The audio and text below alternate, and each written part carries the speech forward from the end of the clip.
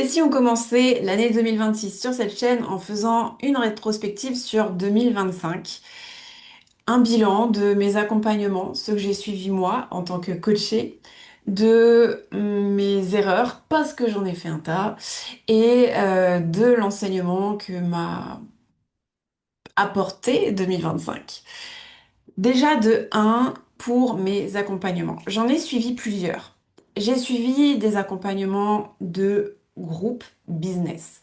Le premier que j'ai suivi, je l'ai démarré à un mois après avoir accouché. Donc en octobre, j'ai démarré un accompagnement business avec une femme que je connaissais pas du tout d'ailleurs. Je suis tombée sur un de ses posts, ça m'a parlé, je suis allée voir ce qu'elle faisait, je me suis dit ok, j'aime bien cette énergie. Je cherchais une énergie de rayonnement un peu extravertie, voilà, je voulais me montrer plus, travailler ma visibilité, etc. Et il y avait vraiment chez elle et il y a toujours d'ailleurs cette énergie extravertie voilà, on va créer un empire, on va créer un mouvement. Bon, alors moi à ce moment-là, ça m'a parlé. Euh, donc j'ai signé. Pour les 2 premiers mois, j'ai trouvé ça super intéressant, j'ai suivi le programme, etc. Mais en fait, très très vite, il y a deux, trois petits trucs qui m'ont pas plu dans cet accompagnement, notamment quand j'avais fait la demande de rejoindre le groupe. J'avais bien précisé que je cherchais un groupe avancé, vraiment avec des femmes qui font des résultats. Donc j'avais demandé quels sont les types de résultats qu'il y a dans ton groupe. Elle m'avait dit des femmes qui font du résultat, le même genre de résultat que toi. Donc 10 000 euros par mois à ce moment-là. Et bon, ok, très bien. Donc je m'attendais à ça. Et je lui avais un petit peu aussi précisé que je cherchais un groupe où vraiment on parle business, que moi j'ai pas envie d'être là pour entendre des gens se plaindre, etc. Donc voilà, j'étais un peu partie là-dessus. Et bien. Déjà pour le Black Friday, il y en a un paquet qui ont célébré leur 0 € de vente au Black Friday. Et là, je me suis dit, mais qu'est-ce que je fous là? Bon, c'est bien, célébrer les euros de vente. Je comprends le principe parce qu'on célèbre l'apprentissage, en fait, le processus. Voilà tout ce que j'ai mis en place. Après, j'ai pas vendu. Mais moi, c'est pas ce que je cherchais. Je cherche un groupe et je cherchais un groupe où je pouvais dire, bon, en fait, mes résultats sont les plus faibles de ce groupe. Donc, je vais observer comment fait chaque femme. C'est hyper puissant. Et en fait, je me suis rendu compte que j'étais une de celles, voire celle qui générait le plus. Et c'est pas ce que je cherchais. Donc là, déjà, ça a commencé à miner un petit peu la confiance que j'avais dans l'accompagnante et dans l'accompagnement aussi. Ensuite, j'interviewe une des femmes qui est dans ce groupe et on fait un épisode de podcast. Et à la fin, elle me dit comment je trouve l'accompagnement qu'on suit toutes les deux et tout ça, ce mastermind. Et je lui dis, bah, c'est pas exactement ce que je recherchais au final. Et je lui dis, voilà, payer 750 € par mois. Pour un. Non, je suis pas tout à fait OK, en fait, pour ce qu'on expérimente en termes de groupe. Et elle me dit, ah, tu payes 750. Et elle payait 550. Et elle est venue après moi. Quand elle m'a dit ça, ça m'a. J'ai fait, waouh, OK. Donc là, confiance, zéro. Là, je n'ai plus du tout eu confiance en l'accompagnante. Et je n'ai plus jamais mis les pieds dans le programme. Euh, Est-ce que c'est elle qu'il faut blâmer? Non. Je pense plutôt que là, c'est mon ego qu'il faut que je blâme parce que j'aurais quand même pu profiter de son accompagnement à elle, de me dire, ok, tant pis.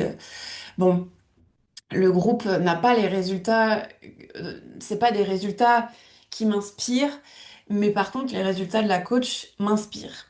Mais il y avait un truc en moi qui disait, oui, mais s'il faut mentir sur ce que tu proposes pour avoir des résultats qui font rêver, euh, dissonance chez moi. Donc en fait, j'arrivais pas à faire confiance. Mais j'aurais quand même pu profiter de son accompagnement. Simplement, à ce moment-là, je l'ai pas fait. Voilà, c'est tout.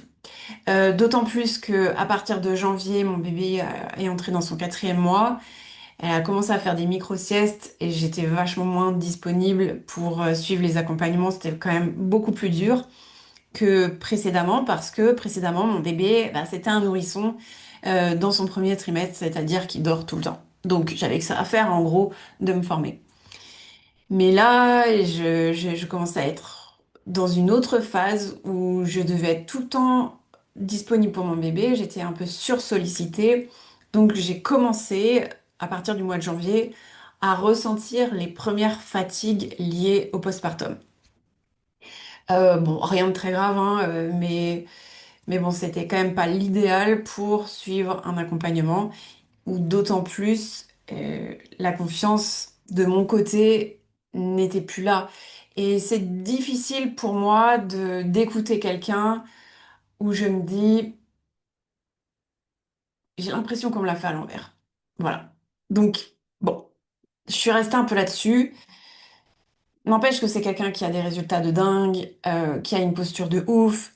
Donc j'ai appris beaucoup de choses à ses côtés. J'ai vraiment expérimenté une autre posture. Donc j'ai démarré janvier vraiment sur une autre posture. J'ai fait un shooting photo dans une maison que j'ai louée. Je me suis acheté des vêtements exprès. J'ai pris une photographe. J'ai fait plein de vidéos. Donc sur janvier, ma com a upgradé. Ça a été plus intéressant. Maintenant, je suis un peu revenue à autre chose. Je peux dire en arrière. En fait, je suis revenue à quelque chose de plus simple, de nouveau. Euh, voilà. Est-ce que c'est une bonne chose? J'en sais rien. Je sais juste que sur janvier, ça a amené une autre dynamique et ça a été intéressant à expérimenter. Ensuite, je continue l'année. En mai, j'ai rejoint un autre mastermind euh, où là, il y avait du groupe. Et c'était pas du coaching de groupe, mais c'était des sessions de brainstorming, donc tous les 15 jours, et du coaching individuel aussi. Là, super intéressant, ça a été un groupe où par contre on avait des résultats, euh, ben, il y avait des gens qui avaient plus de résultats que moi, d'autres qui en avaient moins. Simplement parce que dans ce mastermind, tu entres en parlant de ton chiffre d'affaires. Tu es reçu en fonction de ton chiffre d'affaires. Et selon ton chiffre d'affaires, tu es redirigé vers tel ou tel groupe. Et ça, merci, c'est super intéressant. Après, ça n'a pas été le coup de cœur avec le groupe, mais parce que j'ai pas non plus pu aller les rencontrer. Et moi, je suis un peu introvertie. Je suis pas celle qui va raconter ma vie dans un canal Telegram. Ça me demande beaucoup d'efforts de faire ça. Je suis pas non plus celle qui va aller discuter avec toi en DM parce qu'on suit le même accompagnement, etc. Il y a des gens de cet accompagnement qui m'ont contacté en DM, mais moi j'aime pas échanger pour échanger. C'est vraiment un de mes défauts, c'est-à-dire que j'ai besoin de rencontrer les gens, j'ai besoin de, voilà, dans l'entrepreneuriat, pour rencontrer une nouvelle personne, j'ai besoin de m'asseoir avec eux dans une salle. Et dans cet accompagnement, il y avait des rencontres en physique, mais sur Paris, avec un bébé de quelques mois, pas évident, surtout que je voulais pas mettre le budget, surtout pour aller à Paris. Donc les deux ont fait que j'ai pas lié de lien avec le groupe. J'étais un peu spectatrice de ce groupe. Et l'accompagnement individuel, super intéressant. Et il y a une chose qui, moi, m'a fait tilt, c'est quand on a commencé à parler d'ads, de pub, et quand il m'a dit, Léa, avec 1 € investi, tu gagnes 17 euros. 1 € égale 17 euros. Et là, je me suis dit, waouh, 1 € égale 17 euros, il faut faire de la pub, c'est tout. C'est tout. Et avec le recul, c'est quelque chose que j'ai pas réutilisé en 2025. Parce que finalement, en 2025, je pense que c'était vraiment l'énergie du postpartum, quoi. C'est, bon, ok, on va la faire cool. Euh, je vais vraiment veiller à mon énergie. Je fais attention, en fait, à tout ce que je fais. Il faut pas que j'entre dans le rouge. Et ça a été vraiment mon mot d'ordre de 2025, c'est, ok, je surveille mon énergie. Donc, la pub, ça aurait pu me permettre de générer beaucoup plus d'argent, mais pour promouvoir quelque chose, hein. Donc, une masterclass ou un petit produit, etc. Et ça demande beaucoup de travail et ça demande la disponibilité et c'est pas vraiment ce que j'avais en 2025. Ça, c'est clair. Donc, cet accompagnement-là, intéressant. Cependant, je ne l'ai pas rentabilisé. Il m'a coûté 6 000 euros. Donc, le premier, j'ai payé 750 € pendant 6 mois. Je l'ai rentabilisé parce que dans cette période-là, en janvier, j'ai lancé un accompagnement de groupe qui me ramène 1500 euros par mois et 1500 euros par mois sur 12 mois et d'année en année. Donc, il est largement rentabilisé, ce premier accompagnement. Le deuxième de 6000 euros, je ne l'ai pas rentabilisé parce que il m'avait proposé comme stratégie de faire une VSL, c'est-à-dire une vidéo qui tourne, et moi, ça me parlait pas du tout. Ensuite, on est parti sur la stratégie de la masterclass. Et donc, j'ai acheté un accompagnement pour optimiser la masterclass, alors que je sais faire une masterclass, mais j'ai quand même acheté un accompagnement pour optimiser la masterclass. Je te parlerai de tout ça dans mes erreurs, parce que ce sont des erreurs. Et qui m'a coûté 5000 euros. Donc, en vrai, à cette période-là, j'ai investi 1100 euros dans mon accompagnement pour mon business. Et j'ai juste rentabilisé la formation sur les masterclass. J'ai pas rentabilisé cet accompagnement de 6 mois à 6000 euros. Euh, Est-ce que ça a été une mauvaise chose de le faire? Oui, c'était clairement pas le moment. C'était vraiment pas le moment parce que pour faire grandir une entreprise de façon exponentielle, faut avoir de la disponibilité, faut avoir de l'énergie. J'avais ni l'un ni l'autre en 2025. Je n'étais pas disponible jusqu'à fin juillet. C'est moi qui ai gardé mon bébé à la maison. Et même si mon mari travaillait pas l'après-midi, eh ben, il n'a pas envie de passer tous ses après-midi à garder un bébé, ce que je comprends. Et de toute façon, elle était à la maison. Donc, même quand c'est lui qui la garde, je l'entends pleurer de l'autre côté de la porte. Euh, voilà, c'est bon, c'est vraiment pas l'idéal. Tous les deux, ça. Ouais, 2025, c'est une période qui nous a mobilisés, forcément, avec un bébé de moins d'un an. T'es mobilisé, je veux dire, même si t'es à deux, même si on est organisé, même si on se soutient, on est mobilisé, on a moins d'énergie parce que on dort toujours pas la nuit. Elle a 15 mois. Cette nuit, je me suis réveillée 2 fois. Voilà, c'est cool, ça fait plaisir. On s'habitue à force, mais la fatigue, ça gêne la clarté. Euh, et clairement, sur 2025, il y a eu un moment où j'ai vraiment manqué de clarté. Pas que à cause de la fatigue, et principalement pour une autre raison. Et je t'en parlerai dans mes erreurs. Donc, j'ai pas rentabilisé ces deux formations-là. Enfin, je suis entrée dans mes frais, mais pour moi, rentabiliser, c'était au moins faire du x2, x3, quoi. Je veux dire, enfin, que ça me rapporte de l'argent, vraiment de l'argent, quoi. Là, ça n'a pas été le cas. Donc, une des erreurs qui découle un apprentissage, c'est je me suis comportée comme si j'avais pas un bébé à la maison. Euh, Dans le truc de je vais réussir à amener mon entreprise sur une progression exponentielle. Bon, oui, mais Léa, t'es fatiguée, t'as la tête pas toujours très très claire, franchement. Et puis, t'as pas trop de temps. Donc, est-ce que investir dans des formations où tu peux pas vraiment tout faire de ce qu'on te raconte et de ce qu'on t'invite à faire, c'est le bon moment? Non. Voilà. Donc si tu as un bébé en bas âge et que tu te dis, Tain, mais j'avance pas, c'est normal en fait et c'est ok quoi. Voilà, c'est vraiment ok. Donc ça a été les trois grands accompagnements business que j'ai fait en 2025, qui m'ont finalement un peu coûté, ouais, en termes de temps, d'énergie, d'argent, et un peu moins rapporté. Ça, c'est un peu embêtant. Voilà. Mais c'était une de mes erreurs de 2025, c'est d'avoir un objectif très gros pour 2026 et de me foutre la pression pour atteindre cet objectif. Et de moins écouter ma disponibilité que ma pression. Donc j'ai beaucoup plus écouté la pression de Léa, il faut que tu fasses du x2 au moins sur ton chiffre d'affaires, sur ton bénéfice, sur ton revenu, il faut que tu augmentes tout. Vraiment là, c'est plus possible de continuer comme ça. Gna, gna, gna, gna, gna, gna. Donc j'ai investi, mais j'étais pas très disponible. Et c'est là que fin d'année, à partir de fin septembre, j'ai commencé un autre accompagnement. je me suis faite accompagner par Maïva, qui est kinésio, et qui associe la kinésio à la performance. Elle a été multiple championne de France de taekwondo. Et là, je suis revenue à, ok, le système nerveux. On va calmer tout ça. Parce que je sentais bien que ce stress, en septembre, je l'ai beaucoup senti, que ce stress de l'objectif pour 2026 m'enlevait de la clarté et me faisait prendre de mauvaises décisions. J'étais moins en lien avec mon écoute interne qui d'habitude est vraiment très fine.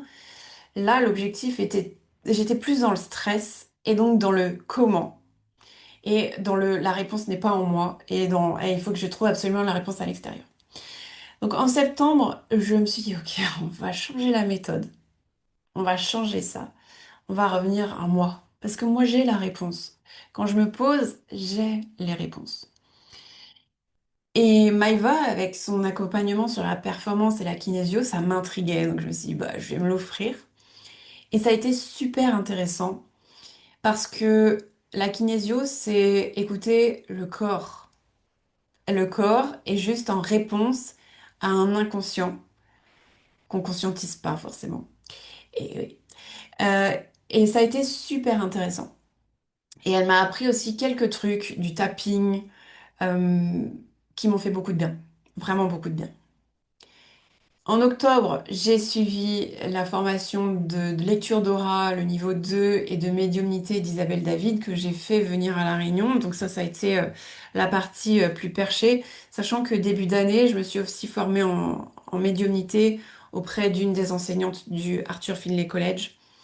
Donc en 2025, j'ai suivi 3 formations autour de la médiumnité. Aura Vision 2.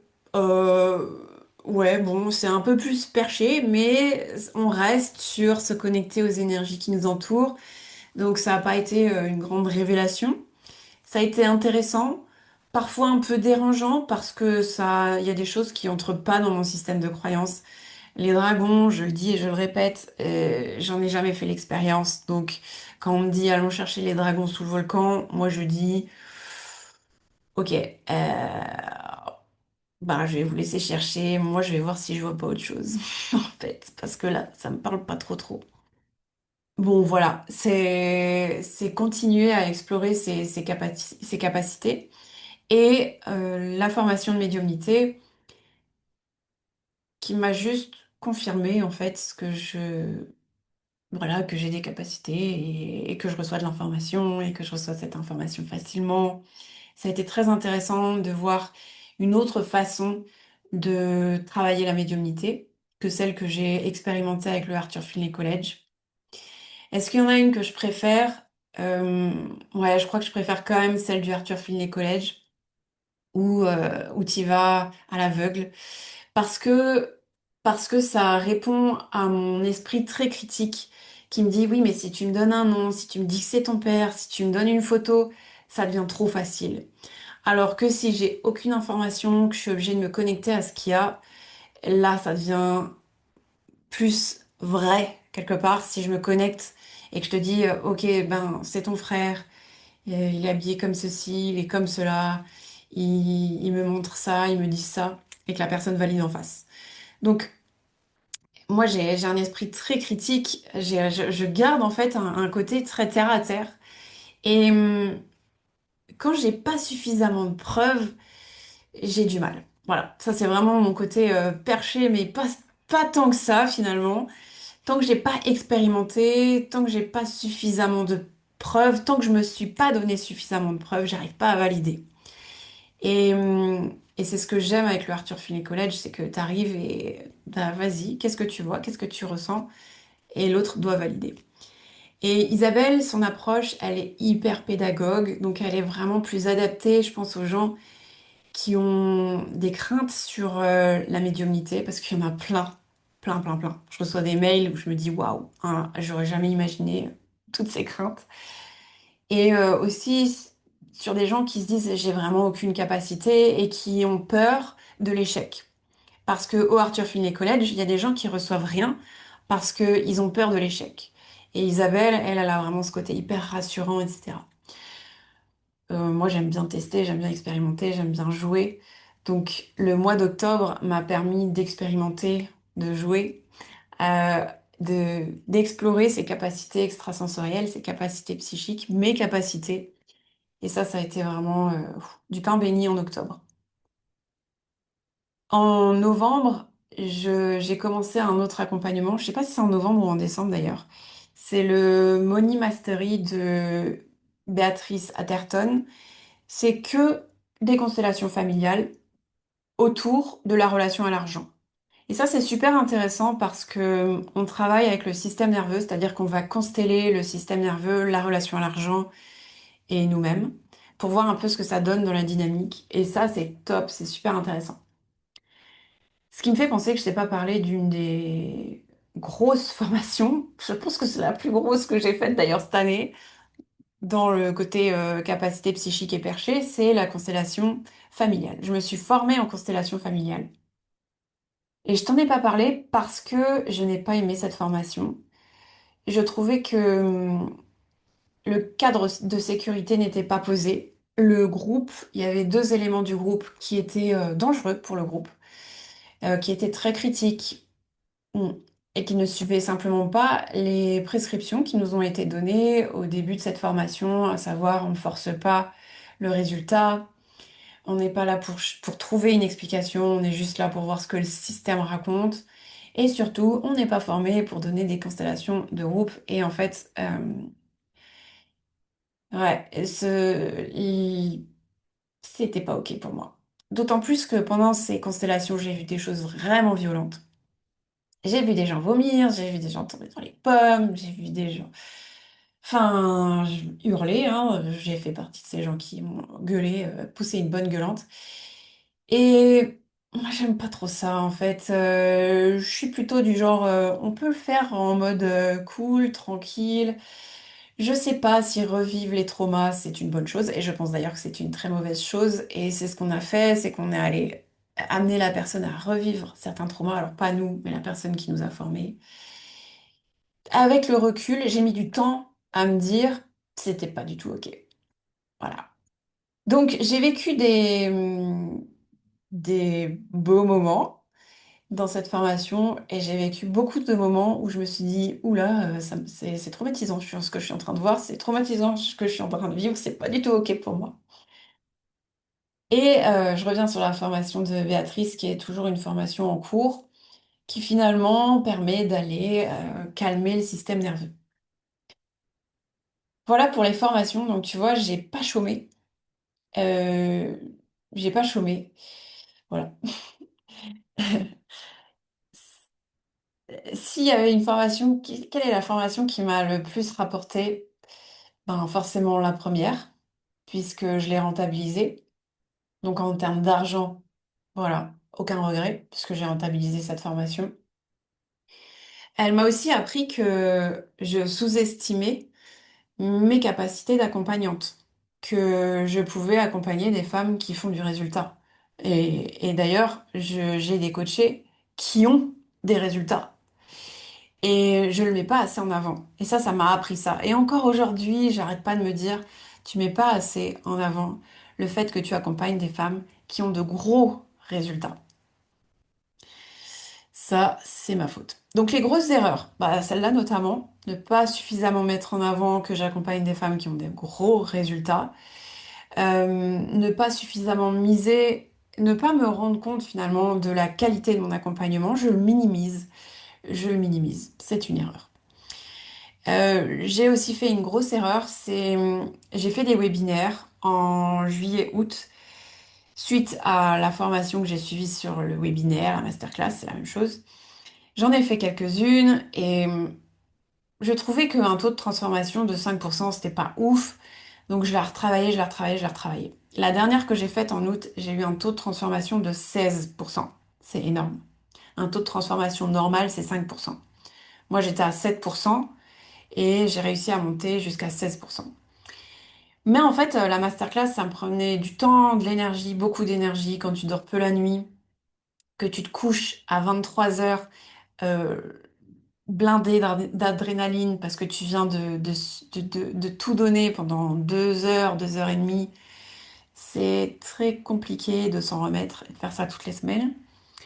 Donc j'ai arrêté en août et j'ai repris en septembre et j'aurais pas dû arrêter en août parce que en août, il y a peu de monde qui fait une masterclass et c'était hyper rentable en août et en septembre, ça n'a pas du tout marché. En fait, ce qui a marché en août n'a pas du tout marché en septembre. Donc ça a été une grosse erreur.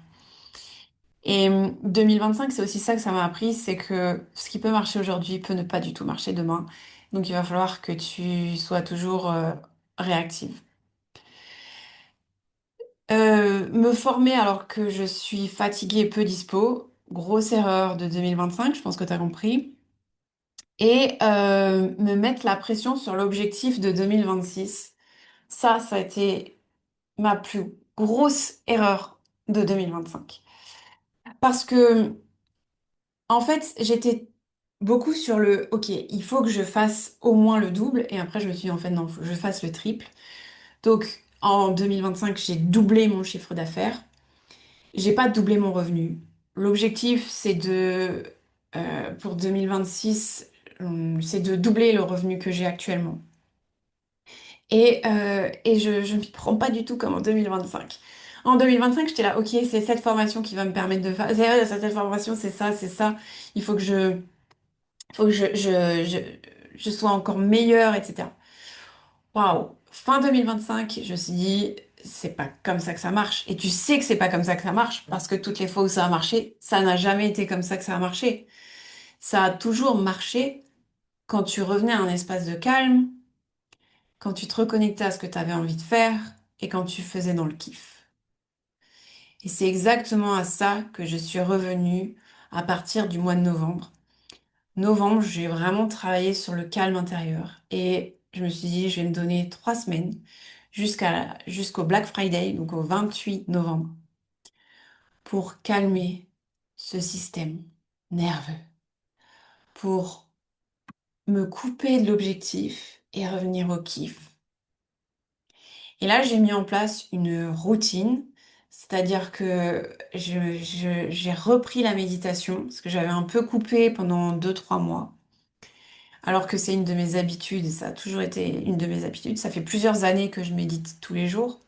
Donc j'ai repris la méditation vraiment en mode régulier, 1 à 2 fois par jour. Si vraiment, vraiment, vraiment j'ai pas le temps, je fais 15 minutes, mais je l'ai fait. Sinon, je vais méditer de 1 demi-heure à 1h30, 1 à 2 fois par jour. Et dans ces méditations, c'est me connecter à ce que j'ai envie de vivre, à ce que j'ai envie d'expérimenter, à comment je me sens quand je l'expérimente et à, ok, quelles sont les actions que je peux faire pour aller vers cet objectif-là? Mais depuis un espace de waouh, de kiff, de tranquillité. J'ai beaucoup travaillé là-dessus pendant 3 semaines, avec aussi du tapping suite à ce que m'avait montré Maïva, et aussi en ajoutant des mouvements oculaires que j'avais appris en coaching. Donc j'ai vraiment tout associé. J'ai un tableau devant moi où j'ai mis des post-it avec mes objectifs et je les relis avec mes yeux tout en faisant du tapping, etc. Donc j'y suis allée à fond sur le système nerveux. Ce qui fait que, arrivé la semaine du Black Friday, j'ai lancé des offres et ça a été assez magique, comme ça a marché. Je l'ai plus du tout fait dans le truc de il faut que ça marche, mais dans le truc de je le fais parce que ça me fait kiffer. Je teste, on verra bien si ça marche. Et puis voilà. Et c'est là que j'ai généré 35 500 € en 30 jours. Voilà, c'est tout. J'ai pas fait de masterclass. J'ai fait très peu de posts Instagram. Je sais pas, j'ai dû faire une dizaine de posts Instagram en 30 jours. J'ai communiqué en story, mais j'ai pas non plus insisté sur les trucs que j'avais à vendre. J'ai envoyé un mail par-ci, un mail par-là sur OK, je vends de la box Intuition Business à 17 euros. Voilà, j'ai une place à 3 800 € en individuel. Voilà, je lance le cercle vert. Voilà, si t'as envie, on s'appelle, mais vraiment dans cette énergie je fais les choses et je fais des propositions et voyons si ça plaît à quelqu'un, si ça parle à quelqu'un. Et ça a été comme ça pour le mois de décembre et ça a été juste ouf, ça a été magique. J'avais vraiment la sensation que l'argent tombait du ciel. La dernière fois que j'avais eu cette sensation, c'est quand j'avais lancé le fil rouge suite à mon voyage à Bali, où pareil, j'avais un système nerveux le plus calme possible. J'étais en vacances, j'adorais Bali et j'ai créé le fil rouge sur une intuition. Je me suis vraiment laissée porter et le résultat a été génial. Et c'est exactement ce que j'ai revécu en décembre. Donc, qu'est-ce que m'a appris 2025? Mes enseignements de 2025, c'est que la pression mal gérée est catastrophique. Et ça, je le savais déjà. Mais j'ai beau le savoir que, ben, je redouble. En fait, à chaque fois que je vise un objectif qui me sort de ce que je fais habituellement en termes de chiffre d'affaires, ben, je repique. C'est un nouvel examen, quoi. Et je suis obligée de me re-rappeler que c'est en amenant de la tranquillité dans mon corps, c'est en revenant dans un espace de paix, dans le kiff, en m'écoutant, que je vais valider cet objectif. Donc à chaque fois que je me mets un objectif important, avant de me demander comment, c'est venir calmer cette partie de moi qui est en flip total parce qu'elle sait pas comment faire. Mais t'as les capacités de le faire. Et je sais que j'ai les capacités. Mais il y a quand même une partie de moi qui n'est pas OK. Et donc c'est plutôt de travailler sur calmer cette partie de soi avant d'acheter 36 000 formations. Voilà, ça c'est vraiment mon enseignement. Euh, Prendre le temps de calmer mon système nerveux est plus rentable. C'est ce que j'ai noté. Tu peux aussi faire, ouais, c'est ce que j'ai noté. 2025 m'a aussi appris que je peux doubler mon chiffre d'affaires. Avoir peu de temps, avoir peu d'énergie, ça ne t'empêche pas de doubler ton chiffre d'affaires, mais c'est plus facile à partir du moment où tu viens calmer ton système nerveux. Et là, tu auras moins besoin de temps, moins besoin d'énergie. C'est tout. À partir du moment où tu te dis, bah, c'est normal en fait de générer 30 000 € en 30 jours. Bah, et qu'il se passe rien en toi, que juste c'est normal, aussi normal que d'aller te brosser les dents le soir, ben, la porte est ouverte en fait à ces 30 000 €. Et je les ai même dépassés, tu vois. Ensuite, ça j'ai mis, ah oui, des paiements en une fois. Ça a été un super enseignement de 2025 qui a été donné par Fanny, qui est dans un de mes groupes business, et qui disait au groupe, c'est un groupe avancé, et elle disait, mais moi, mes clientes, elles payent 5 000 €, pardon, 5 000 € en une fois, hein. On a toutes regardé, quoi, 5 000 € en une fois? Elle me dit, ouais, parce que, elle me dit, moi, les paiements en plusieurs fois, les gens payent pas. Donc, je leur laisse pas je leur laisse pas le choix de payer en plusieurs fois. Ils payent en une fois. Et en fait, sa croyance à elle, c'est faire des paiements étalés, c'est prendre le risque de pas voir cet argent. Donc, je préfère demander aux gens de payer en une fois. Quand elle a dit ça a fait quelque chose dans ma tête. Je me suis dit, ok, donc maintenant, les gens vont me payer en une fois. Parce que jusqu'à ce moment-là, je mettais beaucoup de paiements étalés en place, mais même vraiment très étalés, par exemple en 12 fois pour la formation d'Oravision. Euh, Là, je me suis dit, ok, bah oui, c'est vrai, très bien. Donc, quand je propose quelque chose, bah, je vais d'abord parler du paiement en une fois. Je vais mettre en avant ce paiement en une fois. Et si la personne me dit, est-ce que tu as des facilités de paiement? Je lui propose la facilité de paiement. Résultat, je n'ai jamais eu autant de gens qui ont payé en une fois. Voilà, c'est tout. Bon moyen pour augmenter ton chiffre d'affaires rapidement, c'est de faire payer en une fois, c'est tout. Et il y a autre chose, c'est que, parce que je parlais d'Oravision, donc ça me fait penser à cette formation que moi j'ai animée pour la première fois en mai 2025. Et je kiffe accompagner des gens à développer leur capacité psychique, même les gens qui se disent je n'en ai pas, je n'ai pas d'intuition, je ne sais pas comment faire. J'adore ça. J'ai vraiment une expertise, je trouve, dans révéler le potentiel qui sommeille chez les gens Et dans les capacités psychiques, c'est d'autant plus visible et c'est magique et j'adore ça. Voilà, c'est pour ça que en 2026, je lance mon propre accompagnement euh, où la méthode diffère d'Euravision pour aller se connecter à l'information qui nous entoure et qui nous compose dans ce champ d'information et la transmettre aux personnes avec qui on travaille.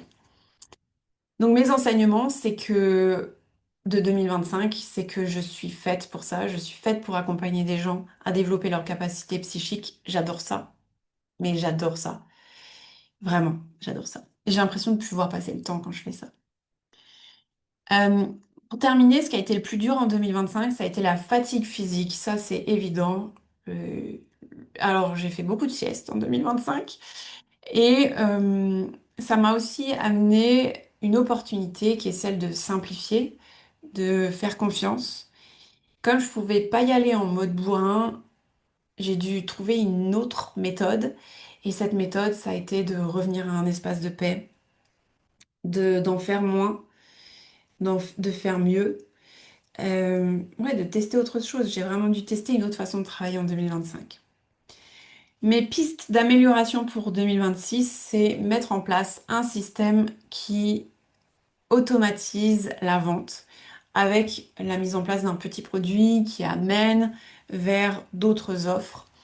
Voilà, c'est doubler mon revenu aussi pour mes objectifs 2026 et un petit peu moins me focuser sur le chiffre d'affaires, même si je veux pas tripler mon chiffre d'affaires, mais presque. Mais vraiment focuser sur le bénéfice. Parce que en 2025, j'ai pas suffisamment focusé sur le bénéfice. C'est pour ça que en décembre, je me suis dit maintenant, faut que tu focuses à fond sur le chiffre d'affaires. Faut que tu génères 30 000 € pour avoir un bénéfice qui soit sympa devant un banquier, quoi.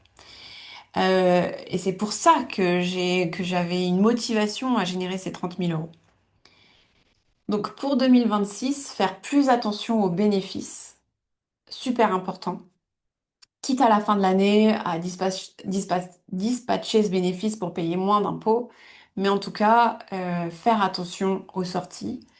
Tous les mois, je fais très attention à ce qui rentre et à ce qui sort. Je sais exactement, j'attends pas que mon comptable me dise que j'ai fait un bénéfice ou un déficit, hein. Je sais où j'en suis. Simplement, voilà, plus me focuser sur le bénéfice et dans mes objectifs de chiffre d'affaires, c'est presque tripler ce que j'ai fait. Bon, voilà. Tripler ce que j'ai fait. Là, je le sens dans ma gorge que pour l'instant, c'est pas encore OK. Donc ça me demande dans un premier temps de travailler cet espace de calme et c'est ce que je suis en train de faire et verdict ben, début de l'année prochaine. Voilà. Dis-moi si cette vidéo t'a apporté quelque chose, que t'en retiens et puis quelles sont tes erreurs aussi, tu peux me les partager en commentaire de cette vidéo. Tes erreurs mais aussi tes apprentissages. Chaque année, c'est de l'apprentissage dans l'entrepreneuriat et chaque erreur, de toute façon, c'est une autre façon d'apprendre, c'est tout un petit peu plus dans la douleur, hein, on préfère quand ça se passe dans la réussite, etc. Mais quelque part, ça marque quelque chose de, ok, ça, je ne le ferai plus. Moi, cette année, je me suis notée, t'investis pas dans un programme à 6 000 balles. C'est tout. C'est d'abord, travaille le calme, travaille cet espace de calme. Quand cet espace de calme est travaillé, lance quelque chose, observe ce qui se passe et ajuste. Voilà. Ce sera mon mot de la fin. À très très vite pour la suite. Ciao.